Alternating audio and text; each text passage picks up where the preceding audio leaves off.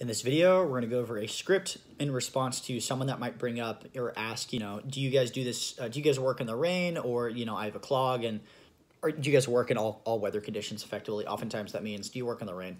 So what we typically say in response to that is, number one, like, I recognize that it's not good for morale. No one wants to work in the rain, in wet conditions and gross conditions. It's miserable.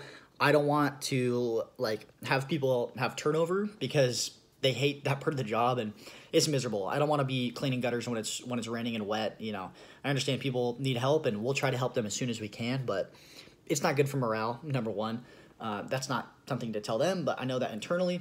And number two, how to orient them to think that, we probably should wait until it's dry is safety. I don't want anyone getting injured on your property, ma'am. Being an employer, I need to be responsible, and we're just not going to be able to clean gutters in a downpour.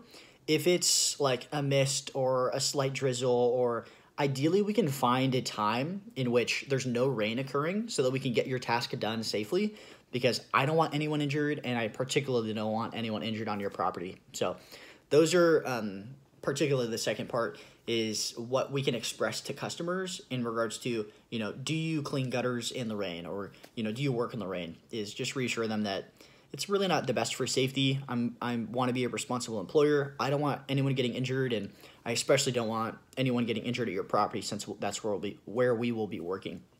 So, and internally, it's just not good for morale. I don't want people working in downpours. People typically aren't going to be very excited about doing that, but the customer is going to understand the safety part of it.